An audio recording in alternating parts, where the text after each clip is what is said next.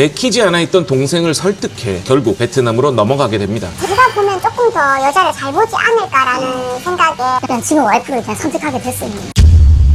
문신이 있었나요? 첫 번째로 걸러내야 할 문신.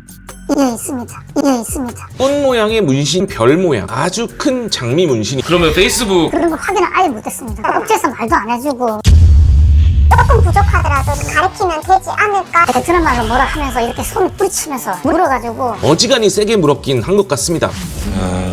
여기가 이제 또 신랑 신부 같이 지냈던 방인. 니를 이렇게 만든 것 같아서 너무 미안하고 엄마한테도 너무 죄송하고 미안해. 다 됐어.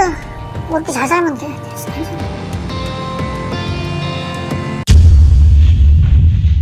네, 안녕하세요. 투부부 정PD입니다. 이번에는 제가 경상남도의 김해에 좀 다녀왔습니다. 지금 저는 김해에 와 있습니다. 제보가 들어와가지고요. 피해자가 직접 연락을 주신 건 아니고 피해자의 누님 도저히 못 참겠다 연락을 주셨습니다. 투부부 채널 최초의 여성 의뢰인. 저는 급히 비행기를 타고 김해로 향했습니다. 김해에 있는 한 아파트 단지에 와 있습니다. 올라가서 한번 이야기를 나눠보도록 하겠습니다. 의뢰인 남매를 만나러 간 김해의 한 아파트. 대체 이 남매에겐 어떤 사연이 있는 걸까요? 안녕하세요. 안녕하세요. 너무 무시우셔가지고 아닙니다. 어떻게 해서 결혼을 시키겠다 마음을 먹게 되셨어요? 나이가 이제 40이 넘어가다 보니까는 한국 여성이랑 결혼하기에는 조금 늦은 나이도 있고, 왜냐면 또 출산이란 게 있기 때문에 아이를 워낙 좋아하다 보니까 집에 와서 하는 일, 아이 놓고 가정을 꾸리고 싶다라고 몇 번이나 얘기를 했거든요. 그러면 국제 결혼이 어떻겠냐. 뉴스를 보니까 행복한 사람도 있고 안 그런 사람도 있고 그러다 보니까 저도 마음 가기가 싫었습니다. 근데 어머니하고 누나가 부추기고 이러니까 이렇게 정말 잘 사는 부부도 정말 많다. 가서 보고 만약에 진짜 정 아니다 싶으면 안 해도 되니까 우선 가보자고 했어요. 강제로 해서 데리고 간 거예요. 매매혼 이미지가 강해 결정을 꺼려했던 베트남 국제결혼. 내키지 않아 있던 동생을 설득해 결국 베트남으로 넘어가게 됩니다. 나이가 어떻게 되시나요? 그때가 41였습니다. 41. 언제 그러면 베트남으로 넘어가신 거예요? 2022년 12월 초쯤에 갔어요. 딱 2년 조금 넘었네요. 이제 와이프를 만난 거는 12월 7일 날. 베트남의 하이퐁으로 맞선을 보러 간 남성. 그런데 하이퐁에 간 것은 이 피해 남성뿐만이 아니었습니다. 왜 같이 가신 거예요? 뭐 억지로 갔다 보니까 제가 여자니까 제가 보면 조금 더 여자를 잘 보지 않을까라는 생각에 제가 가면 그래도 동생한테 안도감을 주고 제가 조금 불안했거든요. 마음의 안정이 좀 됐어요? 안 됐어요? 친누나의 감시? 아무튼 그렇게 맞선을 보기 시작한 남성. 하지만 북부의 상황이 늘 그렇듯이요. 태자의 태자가 거듭됩니다. 끝. 쫑났어요. 맞선 볼 때 어땠어요? 제가 나이도 있고 전부 다 보면 애때 보이고 저는 마음에 드는 사람도 있긴 있었습니다. 근데 그쪽에서 마음에 안 들어 하는 사람도 있었고 원래 둘이가 마음에 들어야 되지 않겠습니까? 첫날하고 둘째 날은 잘 안 됐습니다. 무슨 시장 같은 느낌이었어요. 동물원에 온 것 같이 저희 동생을 앉혀놓고 바깥에 한 30명 정도의 아가씨들이 차례대로 그냥 서 있는 거예요. 한 명씩 들어와가지고 저희 동생을 보고 마음에 드는지 안 드는지 먼저 물어보고 그 동생이 키가 작고 하다 보니까 계속 마음에 안 든다고 하는. 그러니까 가면 갈수록 제가 너무 화가 나는 거예요. 아가씨들의 옷차림도 저 마음에 안 들었던 게 최소한의 예의라는 걸 좀 지켜줄 수 있을 법도 한데 공장에서 막 일하고 나온 뭐 청바지에 막 네네 그렇게 하고 슬랙 불고 막 이렇게 왔더라고요. 동생은 태자를 계속 맞습니다. 그리고 이 누나는요, 이 여성들의 복장도 마음에 들지 않았고요. 그렇게 두 사람의 자존감은 바닥을 치게 됩니다. 이틀 그렇게 하고 나니까 뭐 누구라도 한 명 됐으면 좋겠다. 그러니까 나중에니까 이걸 원했던 거라는 생각이 드는 거예요. 누구를 데리고 와도 오케이 하겠구나라는 생각. 이제 셋째 날 이제 그 이제 업체 사장님이 저 이제 프로필도 까고 그리고 제가 무슨 일 하는 건지 마음에 드는 사람 있으면 오라고 해가지고 2명이 왔습니다. 2명이 있는데 좀 통통하신 분하고 지금 이제 와이프가 이제 키가 좀 작아요. 키가 자꾸 빼빼하고 그런데 저도 그냥 지금 와이프를 그냥 선택하게 됐습니다. 쟤를 좋아한다니까 마음이 끌려가지고. 옆에서 선택하라고 강요했어요, 안 했어요? 했어요. 제 잘못이에요. 결국 그렇게 자존감이 바닥을 칠 때쯤 매칭이 된 이 여성. 그녀는 화려하지도 않았고요. 착하고 수수한 모습만 보여줬다고 합니다. 그 여자 보셨을 때 어떠셨어요? 제가 봤을 때는 정말 시골에 있는 아가씨네 라는 느낌이 든 게 정말 수수하게 입고 오고 전혀 꾸밈 없이 왔더라고요. 결혼식, 약식 결혼식 하고 막 신혼여행도 갔을 거 아니에요? 예. 뭐 갔는데 뭐 이상한 건 없었어요? 그런 거는 못 느꼈습니다. 그냥 바로 이제 그 여자를 보고 나서 장모님한테 인사드리러 가고 이제 허락을 받고 그 다음날 이제 바로 이제 약혼식을 했습니다. 늘 그렇듯 이 속성 결혼은요 아주 빠르게 진행이 됩니다. 맞선 다음날 이 처갓집에 인사를 드리러 다녀왔고요. 그 다음날 약식 결혼식 후 두 사람은 신혼여행을 떠납니다. 그리고 이 누나 역시 신혼여행에 함께 했었다고 합니다. 그리고 이 여성에겐 5가지 비밀 역시 존재했습니다. 문신이 있었나요? 문신이 있었나요? 첫 번째로 걸러내야 할 문신. 이게 있습니다. 이게 있습니다. 여기 별표 같은 거 하나 있고 가슴에 옆쪽에 장미 문신이 하나 있어요. 여기 또 장미 같은 게 하나가 있는데 오토바이 타다 마우라 들렸다는데 저도 그거는 자세히는 잘 모르겠어요. 3가지가 있어요. 이 여성의 왼쪽 가슴 윗부분에는요 꽃 모양의 문신이 있었고요. 오른쪽 손목에는 별 모양, 그리고 오른쪽 종아리에는 아주 큰 장미 문신이 있었죠. 일단 이 문신에서 싹 걸러냈어야 됩니다. 아예 선택을 하면 안 되는 거였죠. 그러면 페이스북 같은 거는 확인 안 하셨죠? 전혀 거기에 대해서 말을 그때 그런 걸 아예 몰랐어요. 확인 같은 걸 했어야 되는데 그런 걸 확인을 아예 못했습니다. 업체에서 말도 안 해주고 물어보지도 않았고 있는지 없는지도 몰랐다. 전통 결혼식은요? 전통 결혼식을 했습니다. 어쨌든 간에 약혼식이 아니고 그 나라 결혼식이 그 나라 문화다 보니까 그래도 이제 당연히 해야 된다고 생각을 했기. 이 두 사람은 약식 결혼식 이후 남편의 2번째 베트남 방문에서 전통 결혼식을 올립니다. 그래도 다행히 전통 결혼식은 올렸네요. 지금 보시는 이 영상이 바로 2023년 3월에 있었던 그 전통 결혼식 현장의 영상입니다. 레드명원이라는 이미지도 너무 돼 있고 그러니까 그 이미지를 벗으려고 그 가족들한테 그런 게 아니라는 걸 좀 보여주고 싶어서 저희 가족이 모두 다 정말 결혼식 같은 그런 이미지를 심어주고 싶어서 저희 다 같이 간 거예요. 정상적인 결혼의 이미지를 만들고 싶어서 남편의 가족 모두가 참석을 했던 이 베트남에서의 전통 결혼식. 하지만 이 전통 결혼식 이후 이 여성은 뭔가 이상한 모습을 계속해서 보이게 됩니다.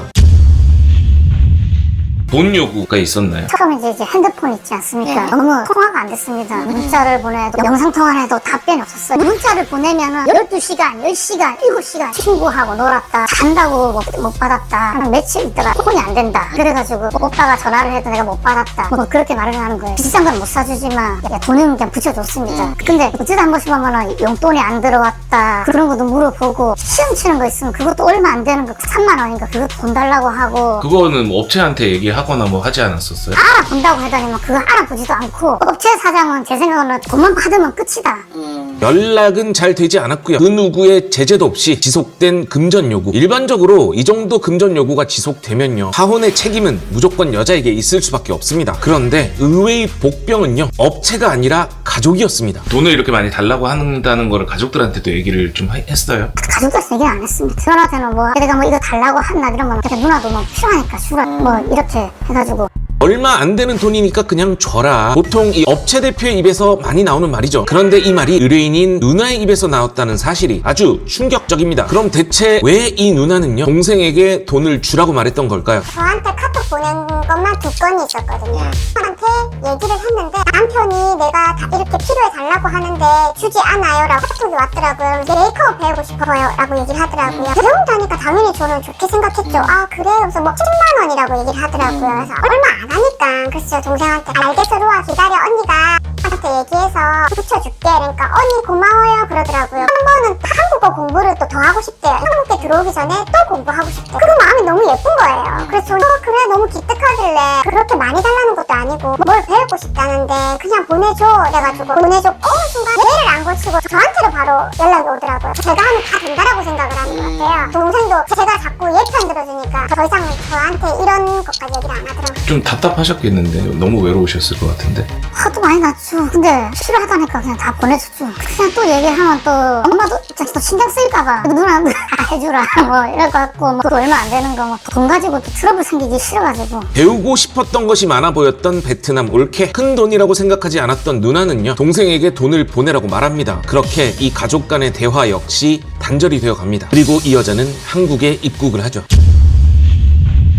그러면 이 여자는 언제 입국을 하게 됐어요? 2024년 6월 1일 날 2024년 6월 1일. 예, 그때 들어왔습니다. 2020 2023년에 결혼식을 하지 않았었어요? 네네 3월 2023년 3월에 전통 결혼식을 했는데 2024년 6월에 입국을 했다? 이 15개월 동안 대체 무슨 일이 있었던 걸까요? 그럼 1년 3개월을 묵히고 한국에 들어온 거예요? 15개월을? 네네 그랬어요. 15개월 동안 그러면 베트남에 몇 번 갔어요? 제가 베트남에 간 거는 3번 갔습니다. 3번 갔습니다. 3번 갔습니다. 3번? 너무 적게 갔는데? 전통 결혼식 그럼 이후에 15개월인데 그러면 그 사이에 딱 한 번 간 거네? 예, 그때 일도 바쁘다 보니까 원래는 8월 달에 비자가 나와야 되는데 불어가 돼가지고 한 번은 제가 가야 될 것 같아가지고 누나도 가라고 하고. 너무 적게 가셨어. 멀쩡한 관계도 파탄나는 15개월에 한 번이면. 그렇지 않아요? 15개월 동안 한 번 보러 가면 그게 어떻게 정이 쌓여요? 안 쌓이지. 의뢰인의 동생인 남편은요, 당시 실업급여를 받고 있었던 상황. 당연하게도 소득 금액 부족으로요, 결혼비자는 허가가 나지 않습니다. 이거는 업체 문제가 제일 크죠. 소득이 부족했다면 대책을 마련한 다음 베트남으로 데려갔어야 됩니다. 그리고 문제는 더 있었습니다. 무려 15개월의 시간 동안 단 한 차례만 베트남을 방문했었던 이 남편 역시 문제가 있었습니다. 막말로 이 15개월 동안 이 여자가 딴 마음을 먹는다 하더라도 크게 할 말이 없는 상태인 거죠. 뭐 태도가 달라지거나 한 게 많이 있었나요? 처음에 왔을 때는 적응 기간이 있지 않습니까? 근데 내가 뭐 아무것도 안 시켰습니다. 그러니까 제가 많이 바라는 것도 아니지만 같이 밥 먹고 같이 일어나고 같이 한번더 잠도 자고. 근데 그때부터 많이 이제 완전히 변했습니다. 한국에 입국한 뒤 태도가 180도 변해버렸다는 이 아내. 남편을 아예 없는 사람 취급을 했다고 합니다. 제가 밥을 먹으려고 하면은 혼자 한마디로 밥 먹고 나는 내 혼자서 밥 먹고. 따로 밥 먹었어요? 예, 거의 따로 밥 먹었습니다. 그리고 저하고는 한마디로 이제 얼굴도 마주치를 안 하고 핸드폰만 하고 이제 통화만 하고 다른 사람들하고 웃고 저하고는 하면 아예 말도 안 하고. 그럼 뭐 같이 동침을 하거나 하신 적은? 처음에는 일주일에 한 2번씩은 이렇게 하긴 했습니다. 초반에 한 2번 정도? 저도 이제 부부관계라서 나중에 제가 물어보고 싶더라고요. 왜냐면 너무 의심하는 부분이 많아서 같이 못 있겠다고 코 골고 제가 시끄럽다고 구간다고 그래가지고 녹음도 하고. 녹음해서 저한테 들려주더라고요. 너무 시끄러워. 외모 비하를 계속 하더라고요. 뚱뚱하고 시끄럽고. 저는 이제 장난식으로 언니 남편도 그래. 언니 남편도 얘도 뚱뚱하고 언니 남편도 코 골고 그래 해 이러면서 남자도 좀 그래 이러면서 저는 이제 웃으면서 넘겼죠. 그러니까 남편의 싫은 점을 계속 저한테 얘기하더라고요. 오빠 나가서 자. 이러면서 맨날 소파에서 자고. 본인이 소파에서 자셨. 예, 제가 소파에서 거의. 남편의 코골이를 이유로 남편을 안방에서 쫓아낸 아내. 아니, 나갈 거면 지가 나가든가. 남편은 그 이후 거실에서 지내게 됩니다. 당연하게도요, 부부관계는 그 이후 단 한 차례도 없었습니다. 어떤 여자는 한 달 내내 생리하던 여자. 그것도 무슨 예, 얘기했어요? 계속 그런 얘기 많이 했어요. 계속 그 얘기했어요. 저한테도. 자기는 지금 생리 기간이라고. 그래서 컨디션도 안 좋고 몸도 안 좋고 기분도 안 좋다면서 자기는 생리니까 저도 그걸 아니까는 저 약도 사다 주고. 그게 너무 긴 거예요. 생리가 너무 길었어요. 의뢰인인 이 누나는요, 손아래 올케를 위해 물심양면으로 애썼습니다. 아프다고 말하면 약도 사다 줬고요, 심심하다고 말하면 운영하던 가게에 데려와서 짧은 시간 일을 돕게도 했고요, 그 명목으로 용돈도 줬다고 합니다. 그리고 시간 날 때마다 이 동생 부부와 근교로 여행도 떠났다고 하네요. 하지만 이 상황은 점점 더 나빠지기만 합니다. 한국에서의 결혼식, 이 사진을 보시면요, 이 여자의 표정이 정말 썩을 대로 썩어 있습니다. 그러다가 어떻게 해서 가출을 하게 된 거예요? 그때 잔업을 하고 이렇게 퇴근을 하고 이렇게 집에 왔는데 통화하고 있었어요. 이제 통화하고 있고 내가 얘기해가지고 누아 오빠 잡아. 그러니까 뭐 이러면서 한번 이상적 불가가지고 나중에 오더라고요. 가가지고 이제 소파에서 이제 저도 아마 애교를 부르면서 오빠 오늘 너무 힘들어. 오빠하고 이제 얘기 좀 많이 좀 하자. 그러면서 이렇게 한마디로 이제 앵기면서 한마디로 한마디로 손도 잡아보고 뭐 이렇게 해봤는데 이런 식으로 하는 거예요. 가라고. 너 도대체 나하고 결혼한 이유가 도대체 뭐야? 나한테 얘기 좀 해보라면서 갑자기 일어나서 이러면서 베트남 말로 이렇게 말을 하는 거예요. 오빠 네 무슨 말인지 몰라. 한국말해. 그러면서 제가 이렇게 손을 이렇게 잡았습니다. 근데 제가 이러면서 베트남 말로 뭐라 하면서 이렇게 손을 뿌리치면서 여기를 이렇게 물어가지고. 자신의 손을 잡은 남편의 팔을 앙 하고 물어버린 아내. 피멍이 이 정도로 들 정도면요, 어지간히 세게 물었긴 한 것 같습니다. 그렇게 남편을 떼어내고 집 밖으로 나가려고 하던 아내. 울면서 이제 밖으로 나가려고 했습니다. 밤도 어둡고 아는 사람도 없고 해가지고 제가 이제 여기 잡았습니다. 여기 잡으니까 지가 울면서 안방으로 가면서 저를 한마디로 완전 뚜드러 팼다면서 욕 많이 했다면서 전부 다 막 연락해가지고. 안방으로 들어간 아내는요, 주변 지인들에게 남편이 폭행을 했다고, 욕을 했다고 소문을 내기 시작합니다. 그리고 당연하게도 이 이야기는 의뢰인인 이 누나의 귀에도 들어가게 됩니다. 연락이 왔더라고요. 저희 동생은 앉아있고 저희는 혼자 앉아가지고 시끄럽고 막 째려보면서. 왜냐면 그전에도 잦은 다툼이 조금 있었거든요. 저는 그때도 제 동생보다는 루아 편을 먼저 들었거든요. 말도 안 통하고 하니까 얼마나 답답하고 그렇겠노. 네가 이해해라. 너 믿고 왔는데 얼마나 그렇겠노. 솔직히 마음에 안 들고 하더라도 그냥 너가 다 이해해주고 다 배려해주고 다 그렇게 해라. 루아도 한국 문화가 조금 낯설고 하긴 하겠지만은 그래도 조금 노력해줬으면 좋겠다라고 제가 뭔가 대화를 하려고 하는데 나는 남편이 싫다는 식으로 계속 얘기를 하는 거예요. 남편이 나한테 화내, 나를 때려 이렇게 얘기를 하더라고요. 왜 그러냐니까 날 때렸대요. 그래갖고 저도 저희 동생을 잡았죠. 저도 때려내니까 억울해서 아니 누나 정말 나는 때린 적도 없고 내가 뭔가 얘기를 하자고 자꾸 얘기를 하는데 내 얘기도 들어주지 않고 나랑 아무런 얘기도 하지 않으려고 하는데 내가 어떻게 해야 돼? 라고 얘기를 하더라고요. 언니분한테 통역을 좀 해달라고 전화를 드렸어요. 언니분이 루아랑 이제 막 얘기를 하시더라고요. 하시면서 언니분이 루아한테 그렇게 하면 안 된다고 너도 한국에 왔으면은 남편을 좀 어느 정도 대우도 해주고 너도 노력이란 걸 해야 되는데 너는 왜 노력하지 않니라면서 우시더라고요. 근데 쟤는 계속 이혼하고 싶다라고 얘기를 하는 거예요. 나랑 못 살겠다. 너는 나를 때렸다. 나는 제가 무섭다. 계속 그 얘기를 하고 있다라고 얘기를 하더라고요. 그래서 아내의 사촌언니 부부까지 합세해서 아내의 마음을 돌리려고 했지만 역부족이었습니다. 이미 뭔가 단단히 마음을 먹은 아내. 남편이 화나게 만드는 걸 성공했고요. 그 증거까지 모두 수집을 한 거죠. 그렇다면 이 여자가 할 다음 행동은요? 이미 정해져 있습니다. 걱정이 돼가지고 집에 왔더니 다 열려져 있고 짐은 아무것도 없고 나갔더라고요. 누님이 얘기해줘서 알게 된 거예요? 이게 일하고 있다가 이제 누나가 나갔다고 알려줬어요. 아, 여기가 이제 또 신랑 신부 같이 지냈던 방인가? 네, 맞습니다. 예, 그래서 이제 누나가 자고 예. 저는 여기서 거의 잠을 못 잤습니다. 아, 여기서 못 잤어요? 코를 보면은 코를 본다고 뭐라 하고 아, 쫓겨났어요? 쫓겨나고 괜찮아요, 아무것도 없어도. 아무것도 없습니다. 싹 비었네요. 예, 싹 비었습니다. 아내의 흔적이 모두 지워진 안방. 이제 집안에는 아내가 있었던 어떤 증거도 남아있지 않은 상황. 그렇게 이 남편은 또다시 혼자가 되었습니다. 계속 듣다 보니까 누님의 잘못도 좀 있으신 것 같아요. 네 맞아요. 저도 제 잘못이 있는 것 같아요. 이 가정에서의 여성가족부를 하셨네. 아는 사람도 없고 있다 해봤자 자기 친구들은 더 지방 쪽에 있고 하니까 얼마나 외롭겠다는 생각이 많이 들어서 제가 그냥 얘 언니라는 생각으로 조금 부족하더라도 가르치면 되지 않을까라는 그냥 대한민국 여성가족부의 포지션이 딱 그 포지션이에요. 대한민국 남자들이 그냥 가해자가 돼. 그러니까 제가 제 동생을 가해자로 만든 것 같아요. 억울해서 막 동생분은 여기에 이만큼 막 불덩이가 올라오는데 그걸 어디 이제 말할 데도 없게 되는 거죠. 여자라서, 결혼 이민자라서, 개도국 출신이라서 그녀들이 보호받아야 할 이유는요, 차고 넘칩니다. 하지만 그래서 이 땅의 남성들은요, 시작부터 가해자가 됩니다. 적어도 공평하게 조사를 받을 수만 있다면, 그들의 이야기를 누군가 제대로 들어주기라도 한다면 이렇게 억울하지는 않을 겁니다. 그리고 이 영상을 시청해주시는 여러분들께서 구독과 좋아요를 눌러주신다면 저 역시 외롭거나 슬프지 않을 것 같습니다. 구독, 좋아요. 법정에서 뭐라고 하냐면 당신 진짜 때린 거 아니냐, 당신이 진짜 강제로 와이프가 원하지 않는데 성관계를 하려 한 거 아니냐, 여자 말만 일단 다 믿는 거잖아요. 피해자 입장에서는 너무 억울한데 어느 순간 사회적으로 보는 시선에서는 나는 가해자가 돼 있는 거야. 그러니까 얼마나 외로웠겠어 라는 생각이 저는 계속 드는 거예요.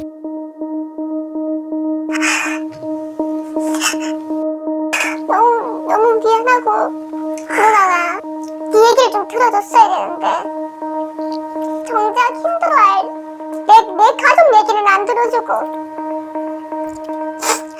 니를 이렇게 만든 것 같아서 너무 미안하고 엄마한테도 너무 죄송하고 미안해서 다 됐어. 뭐 이렇게 잘 살면 돼. 됐어, 괜찮아. 제 큰 벌 받을 거야. 됐으니까.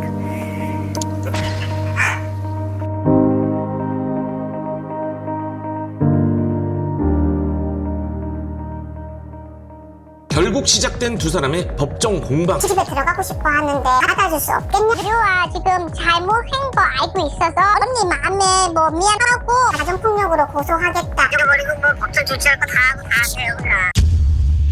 누가 무엇을 얼마나 어떻게 잘못했을까? 그리고 이 여성의 거짓말, 또 거짓말들. 튀겨버려가지고 이랬다고 적어놓고 폭력까지 서슴지 않으면서 원고와의 혼인관계를 완전히 파탄내버리고 말았습니다. 그리고 나타난 결정적인 증인들. 변호사 있잖아요. 비자 때문에 시간 벌라고 네 그렇게 소송을 걸은 거래요. 할 때까지 가고 저희가 필요하면요 지켜줄게요. 이 여자분은 도망가고 끝났나요?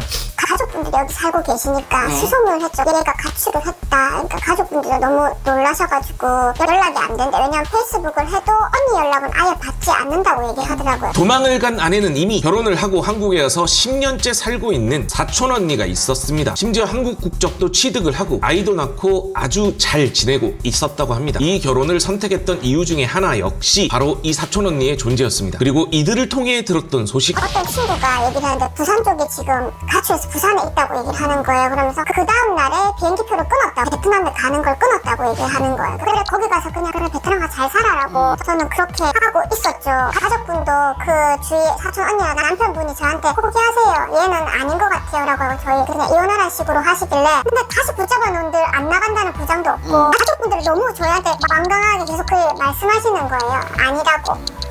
그냥 헤어지세요. 아내는 베트남으로 돌아갑니다. 아내의 사촌 언니와 한국 남편 역시 더 이상 엮이지 말라고 충고합니다. 이 여자는 아주 질이 나쁘다. 결국 그렇게 의뢰인과 남편은 이 여자를 잊기로 합니다. 그리고 이 여성과의 이혼을 진행을 합니다. 혼인 무효가 되면 좋겠지만요. 3개월이나 같이 살았던 상황. 단순 이혼만 해도 다행이라고 생각을 했겠죠. 하지만 이렇게 순순히 이혼으로 결말이 난다? 그럴 리가요. 아니나 다를까 대반전이 기다리고 있었습니다. 루아가 가출하고 나서 한 달 있다 이제 업체사로 전화가 와가지고 루아가 한 달 있다가 다시 간다는데 받아줄 거냐 물어보더라고요.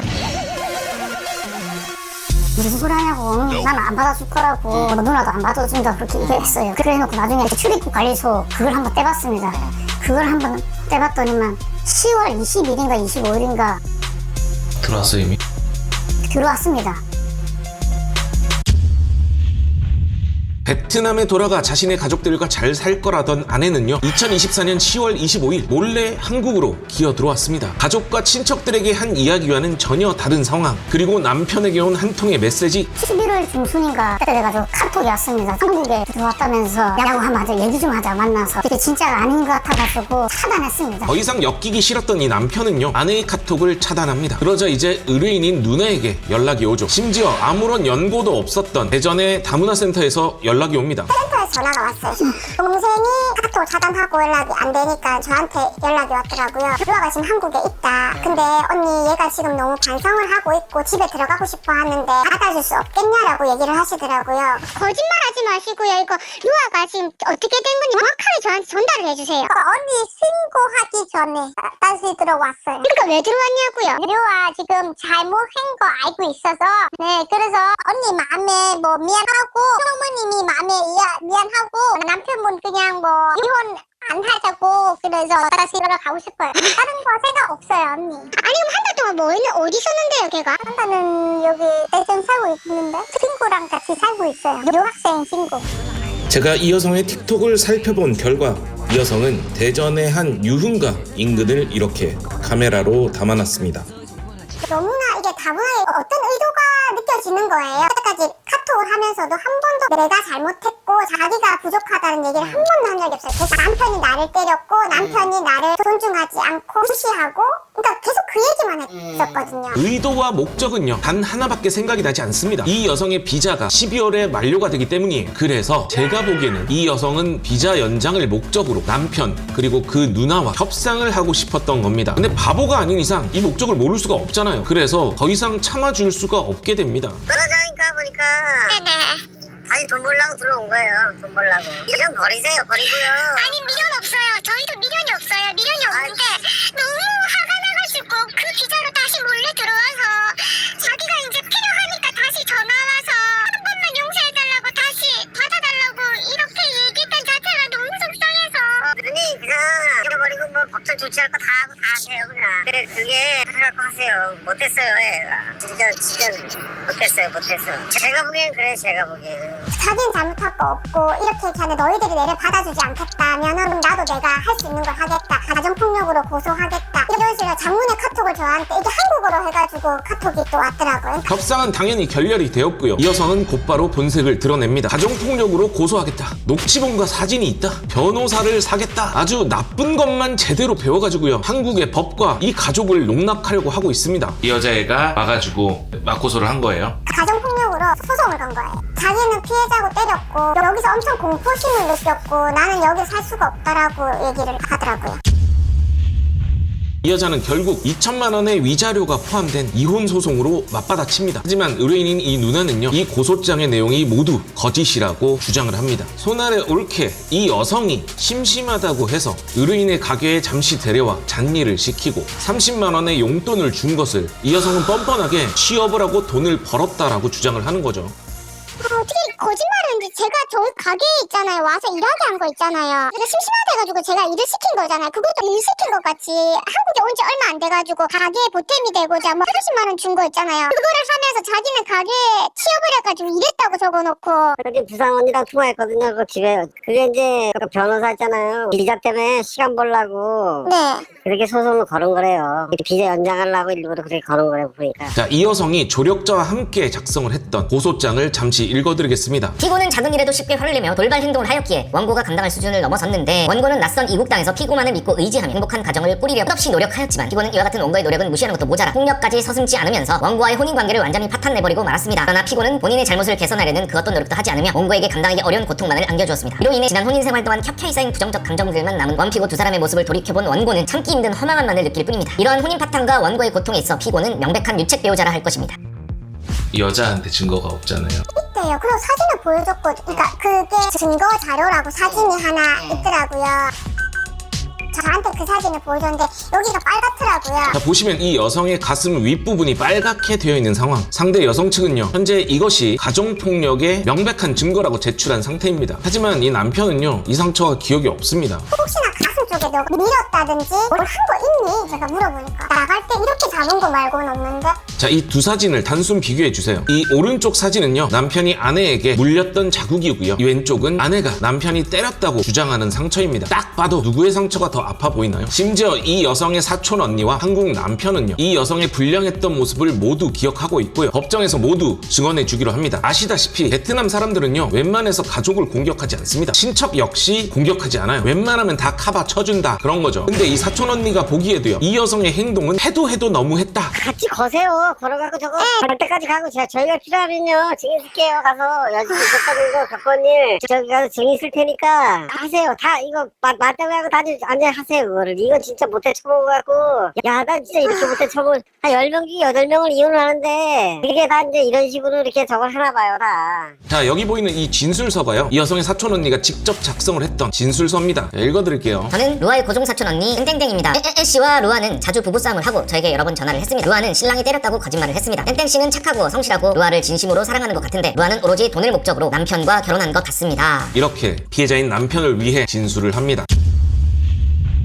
그런데 이 사건 뭔가 기시감이 듭니다. 작년에 제가 방송을 했던 내용 중에서 치열한 법정 싸움 끝에 가출했던 베트남 아내에게 징역 1년을 선물해준 기가 막힌 사연이 있었죠. 그 사건과 이 사건 어느 정도 일맥상통하는 부분이 있다고 생각을 했습니다. 해당 사건을 잘 모르시는 분을 위해서 해당 사건 잠시 보여드리도록 하겠습니다. 창원지방법원 제1형사부 판결까지 났던 사건입니다. 2018년에 벌어진 사건이고 3심 선고는 2022년 5월, 무려 4년. 이 사건은 2018년으로 거슬러 올라가는데요. 2018년 5월 5일 어린이날 베트남에서 결혼식을 올린 한국인 남편과 베트남 아내가 있었습니다. 2018년 7월 27일 비자를 받아서 같은 해 9월 25일 한국에 입국을 합니다. 그리고 11월 13일 한국에 입국한 지 약 45일 아내는 외국인 등록증을 수령을 받았고요. 이틀 뒤인 15일 베트남으로 출국을 합니다. 이유는 향수병, 고향에 가고 싶다, 친구들을 보고 싶다. 그런데 45일 동안 함께 지내는 동안 아내에 대해서 좀 의심스러운 정황들이 발견이 됩니다. 이 아내는 자기가 가져온 짐을 절대 풀지 않았고요. 필요한 것 때문에 조금씩 꺼내서 사용하는 거 있잖아요. 여행을 갔을 때나 이럴 때 그런 식으로 사용을 했다고 하고요. 심지어 자기가 가져온 짐들의 일부를 경주에 사는 언니에게 붙였다고 합니다. 그 택배는 남편이 보내줬고요. 그리고 향수병을 핑계로 베트남에 도착했던 아내는 며칠 뒤에 연락을 합니다. 남편한테. 엄마의 팔이 부러졌기 때문에 엄마가 하고 있는 식당 일을 도와야 된다. 그래서 한 달 동안 못 들어올 것 같다. 그리고 남편은 이걸 승낙을 하게 되죠. 그리고 아내는 또 남편한테 병원비를 요구를 합니다. 엄마가 팔을 다쳤으니까 병원비를 좀 달라. 그래서 50만 원에서 뭐 70만 원 정도 돈을 계속 붙여줬다고 해요. 그러니까 지금까지 내용을 보면 포항 남편님의 사건이랑 순서만 조금씩 다를 뿐 내용은 굉장히 대동소이합니다. 그리고 그러던 어느 날 아내랑 연락이 잘 안 되니까 좀 의심을 품었겠죠, 남편이. 그래가지고 이 아내를 만나기 위해서 캄보디아 접경지에 살았나 봐요. 그래서 어머니는 캄보디아에 살고 있대요. 어머니가 살고 있던 어머니 집인 베트남 인근 캄보디아로 직접 가게 됩니다. 그런데 여러분도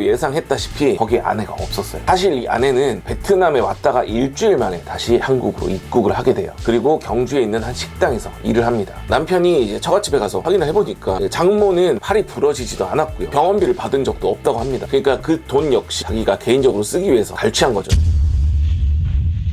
사건은 여기부터 이제 다시 시작이 됩니다. 약간 임기응변식으로 이렇게 도망을 간 것 같아. 근데 남편이 찾으러 다니니까 짜증이 난 거야. 그래가지고 이 여자가 얘기를 해요. 나는 지금 당신 보고 싶지 않다. 한국으로 돌아가라. 난 당신을 만나지 않을 거야. 전화도 안 받을 거야. 이 상황에서 빡이 빡 오른 남편은 한국으로 돌아와서 자기가 택배를 보냈던 주소들이 있을 거 아니에요. 그 주소지로 찾아갑니다. 근데 이 남편을 만나주지 않아요. 다시는 찾지 마라. 다른 여자랑 결혼해라. 대신에 2년짜리 비자가 만료되는 그때까지는 내가 여기서 일할 수 있게 해줘. 이렇게 남편한테 정말 말도 안 되는 요구를 하는 거예요. 아니, 상도덕이 어긋나잖아. 아니 지가 그래 돈 때문에 왔어. 그럼 최소한 돈 값어치라도 하든가. 돈 값어치도 안 하고 도망을 갔어. 일말의 미안한 감정이라도 있어야 되는 게 사람 아니에요? 사람도 아닌 거야. 그러니까 자꾸 이렇게 사람 같지 않은 것들이 대한민국 땅에 발붙이면서 사는 거예요.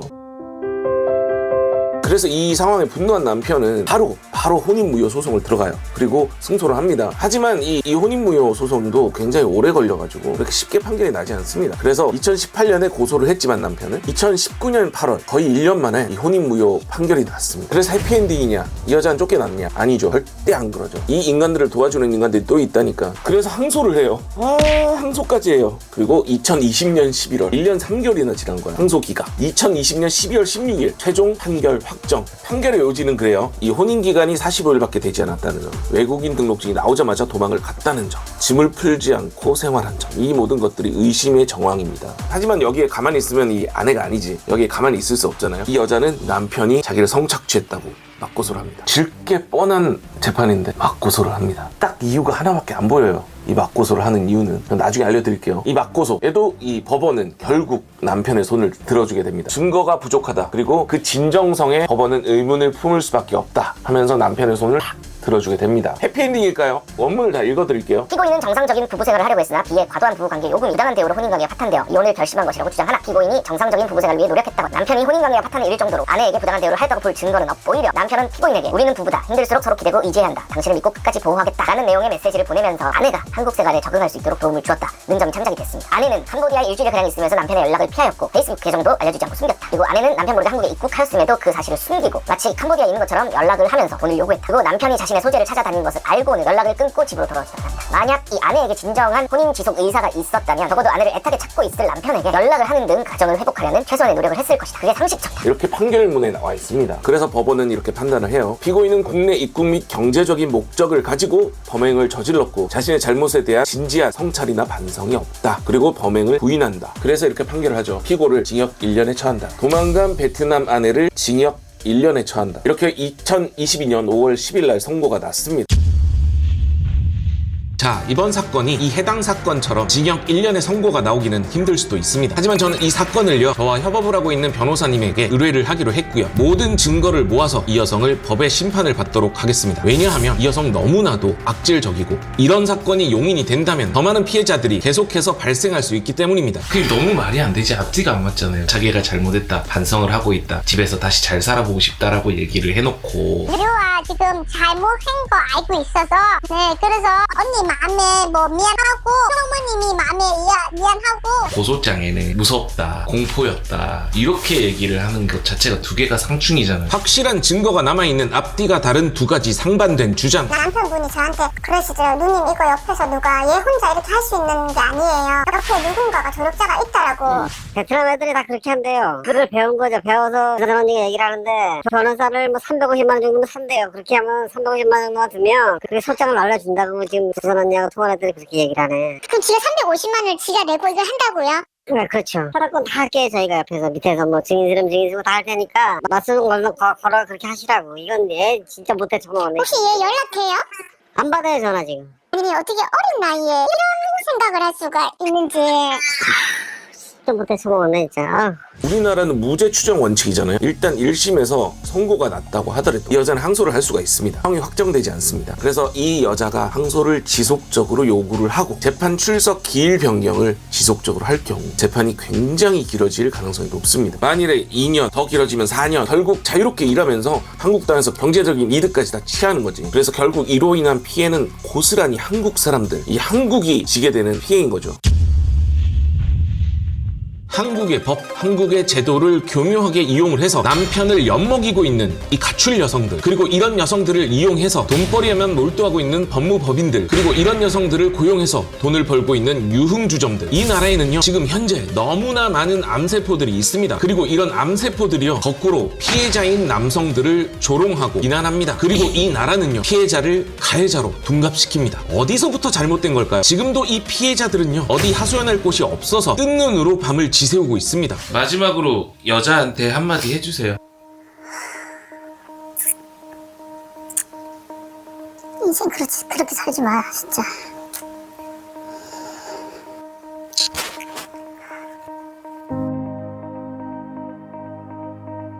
너를 가족이라 생각하고 진짜 정말 잘해줬는데 어떻게 너의 목적을 위해서 우리 가족을 이용했다는 게 정말 억울하고 너 정말 벌 받을 거야. 진짜 그렇게 사는 거 아니고 너도 언젠간 똑같이 당할 거야. 그렇게 살지 마.